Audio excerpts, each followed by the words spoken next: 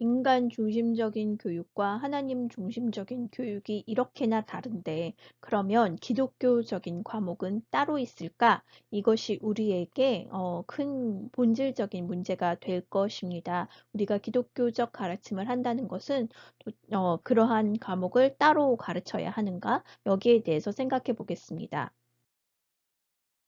그러면 기독교적인 과목이 따로 있을 수 있을까요? 우리가 계몽주의 영향에 있어서 이러한 것이 다른 것처럼 느껴지게 됩니다.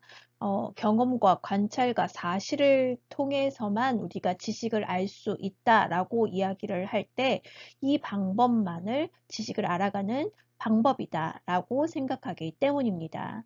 이것은 현상에 대해서 이미 가정된 의미들을 배제할 것을 요구하는 것이고, 단순히 관찰 가능한 물리적인 원리만을 찾게 만드는 것입니다. 이것을 통해서 가치와 사실을 분리해 버리고 그 객관적인 사실이라고 말하는 이러한 경험과 관찰과 실험을 통한 탐구만을 하도록 만들어가는 것입니다. 모든 기독교 과목은 그러면 따로 있을까요? 모든 세상은 다 하나님이 창조하셨기 때문에 하나님이 창조하신 사실을, 하나님이 창조하신 이러한 자연 세계를 이러한 방법으로 우리는 탐구해 갈 수 있습니다. 우리 또한 경험과 관찰과 실험을 통해서 하나님이 만드신 창조 세계를 탐구하는 것입니다. 이러한 사실은 사실로 가르쳐져야 합니다. 무신론자든 그리스도인들이든 똑같이 우리는 그 세상을 똑같은 방법을 통해서 탐구할 수 있는 것입니다. 자, 그럼에도 불구하고 지금 우리가 배우고 있는 학문 체계는 우리가 배우는 내용들은 가치 중립적이어야 한다라고 주장합니다. 그것에는 가치와 사실을 분리하는 이러한 전제에는 진리에 대한 왜곡된 개념을 형성하는 전제를 두고 있기 때문입니다. 사실과 정보만이 진리이다라는 전제를 가지고 있습니다. 그래서 이것은 단순히 지식을 사무라 함으로써 우리가 이것을 조작할 수 있는 대상으로만 여기게 되어져서 우리에게 어떠한 반응도 요구하지 않게 되는 것입니다. 따라서 이러한 사실과 정보는 과학이 진보함에 따라서 계속 변화하게 됩니다. 이렇게 계속 변화되어지는 진리는 경험적인 정보와 인간의 논리에 의존하게 되어지는 것이지요.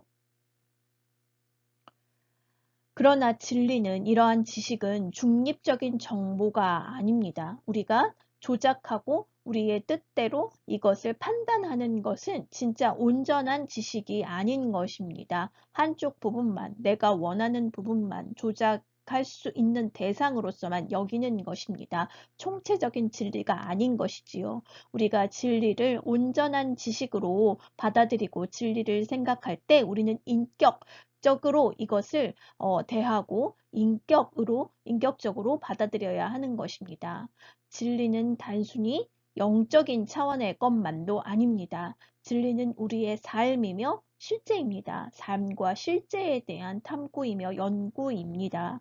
그렇기 때문에 이러한 객관적인 사실들을 우리가 받아들이는 데 있어 그들의 방법과 다른 것이 아니라 그들의 방법을 동일하게 사용하면서도 그 보이지 않는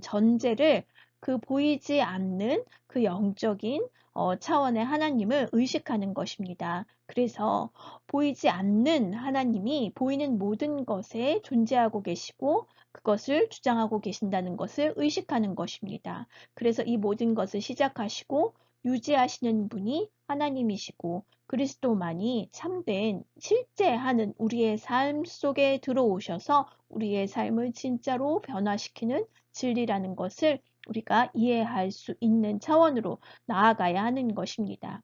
그래서 창조된 세계를 이 창조하신 하나님으로부터, 그리고 창조하신 세계를 주관하시고 움직이시는 하나님으로부터 분리하지 않아야 하는 것입니다. 과학적인 방법을 통한 진리 연구, 이것은 우리가 하나님의 세계를 알아가는 단 한 가지 측면의 방법일 뿐입니다. 그 한 가지 방법으로 우리는 온전한 지식, 총체적인 지식을 알 수가 없는 것입니다. 히브리서 1장 2절 3절 말씀에 다음과 같이 말씀하셨습니다. 하나님은 아들을 상속자로 세우시고 예수님을 통해서 모든 만물을 지으셨으며, 그리고 하나님의 능력과 말씀으로 만물을 붙드신다. 그리고 모든 문제, 우리의 죄의 문제를 정결하게 하시고 해결하신다 라고 말씀하고 계십니다. 그래서 우리에게 진짜 진리와 참된 지식은, 온전한 그 총체적인 지식은 이 모든 것을 창조하신 하나님의 그 섭리 안에서 하나님을 의식함을 통해서 우리에게 오는 것입니다.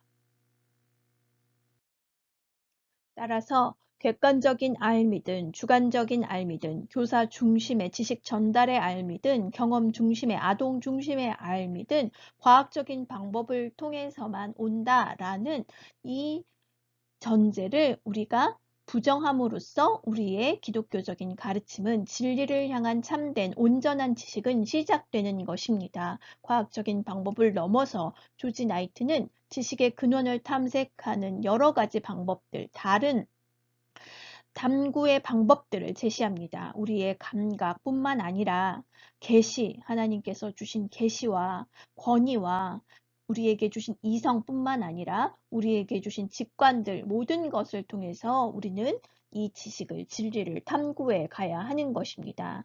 감각을 통해서 습득되고 이성을 통해서 인식한 것, 이것만이 지식이 아니라 성령에 의해서 하나님께서 자신이 창조하신 세계에 대해 우리에게 열어주실 때 우리는 이것을 이해할 수 있고, 하나님이 주신 성경에 대해서도 하나님이 열어주실 때 우리는 바른 해석을 할 수 있게 되는 것입니다. 머리로서 알 수 없는 이성을 마음으로 깨달아진다라는 것을 현대인들은 그것이 인식의 도구임을 알지 못합니다.